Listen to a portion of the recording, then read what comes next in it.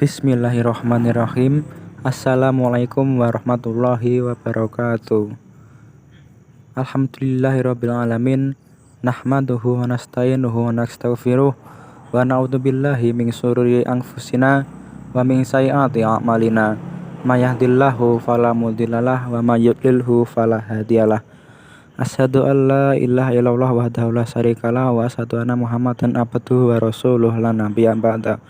Allahumma sholli wa sallim wa barik wa karim ala nabiyyina wa rasulina Muhammadin wa ala alihi wa sahbihi wa barik wa salim amma ba'du. Baik, pada kesempatan kali ini kelompok kami akan membahas tentang rukun-rukun iman. Iman kepada Allah. Iman kepada Allah merupakan asas dan pokok akan adanya keimanan kepada kitab-kitabnya, yakni keyakinan yang pasti bahwa Allah adalah Rabb dan pemilik segala sesuatu, dan dialah satu-satunya pencipta, pengatur segala sesuatu, dan dialah satu-satunya yang berhak disembah dan tidak ada sekutu baginya.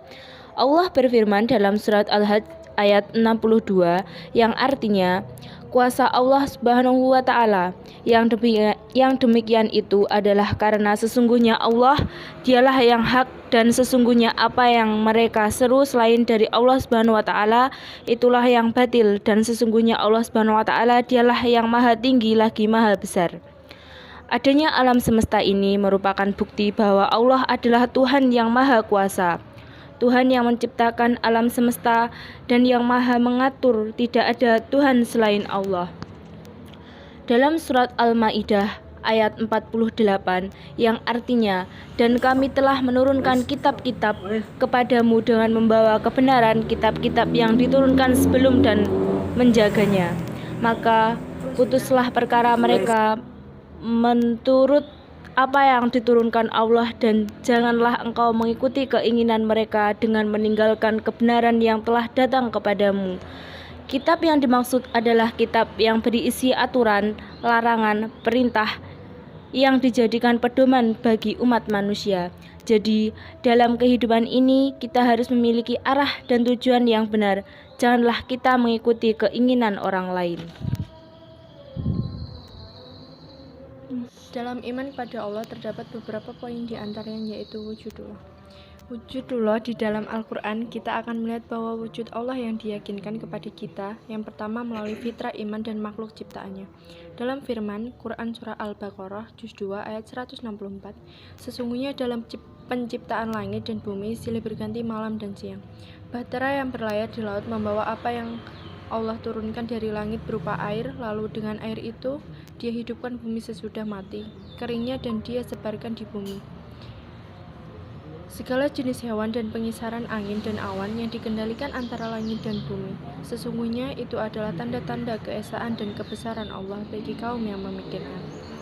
Salah satu ayat yang layak kita renungkan dalam Quran Surah Al-Imran Juz 3 ayat 190-191. Sesungguhnya dalam penciptaan langit dan bumi dan silih bergantinya siang dan malam terdapat tanda-tanda bagi orang yang berakal, yaitu orang-orang yang mengingat Allah sambil berdiri atau duduk atau dalam keadaan berbaring, dan mereka memikirkan tentang penciptaan langit dan bumi.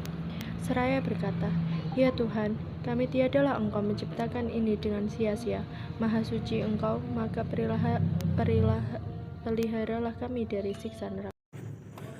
Mentauhidkan Allah Subhanahu wa Ta'ala adalah inti akidah Islam.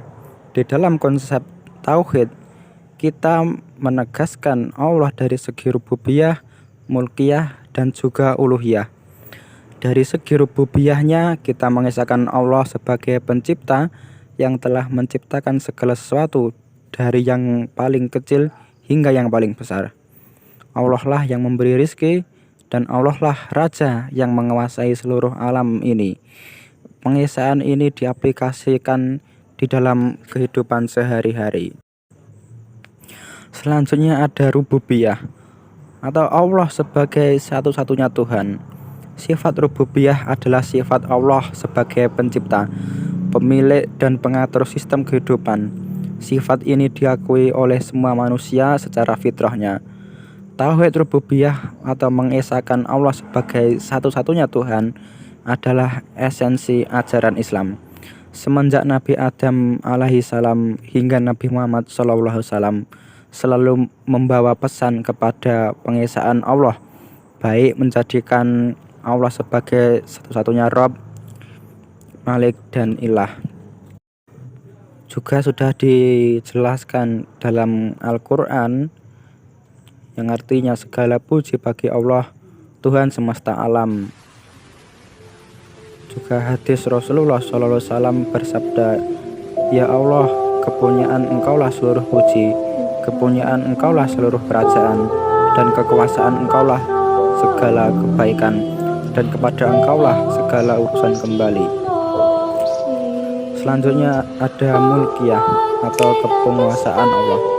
Mentauhidkan Allah dalam mulkiyahnya berarti kita mengesahkan Allah atas kepemilikan, pemerintahan dan penguasaannya terhadap alam ini.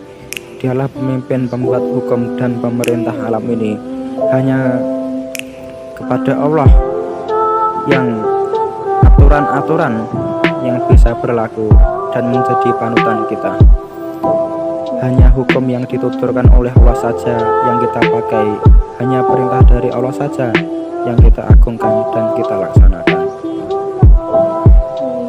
Sudah tertuang dalam Al-Quran yang artinya, "Katakanlah, ya Allah yang mempunyai kerajaan, Engkau berikan kerajaan kepada siapa yang Engkau kehendaki, dan Engkau cabut kerajaan dari siapa yang Engkau kehendaki." Selanjutnya ada ilahiyah, Allah sebagai satu-satunya sesembahan. Penghayatan terhadap keyakinan bahwa Allah sebagai ilah yang disembah dapat membuat manusia tunduk mengabdikan diri semata-mata kepada Allah. Tanpa memahami yang benar Allah sebagai Rabb dan Malik, maka Allah akan mengalami kesulitan untuk memahami dan mengamalkan nilai-nilai sebagai Allah sebagai ilah. Konsekuensi pengakuan Allah sebagai ilah adalah mengakui Allah sebagai Rabb dan Malik serta mengakui Allah sebagai ilah dan segala konsekuensinya seperti menjalankan syariat dan ibadah. Selanjutnya ada asma wa sifat. Tauhid asma wa sifat ini mengandung pengertian beriman dengan setiap nama dan sifat Allah yang disebutkan dalam Al-Quran dan hadis sahih yang Allah sendiri sifatkan dan yang disifatkan oleh Rasul Shallallahu Alaihi Wasallam secara hakiki tanpa takwil, takyif atau memvisualkan, atau taklil menolak dan tamsil menyerupakan, seperti bersemayam, turun tangan dan sifat-sifat yang lain. Penafsirannya sebagai para salaf telah disebutkan istiwa atau bersemayam. Penafsirannya disebut dari Abi Aliyah dan Mujahid dari kalangan tabi'in dalam Sahih Bukhari bahwasanya istiwa itu maknanya al-ulu wal irtira, tinggi dan di atas, yang keduanya sesuai dengan keagungannya. Demikian penjelasan dari kelompok kami. Semoga penjelasan yang sangat singkat ini dapat merubah hidup kita semua. Kita semua dapat memahami, dapat mengimani dengan keberadaan Allah. Kita tidak menyekutukan Allah. Semoga bermanfaat.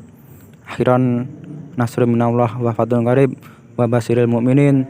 Wassalamualaikum warahmatullahi wabarakatuh.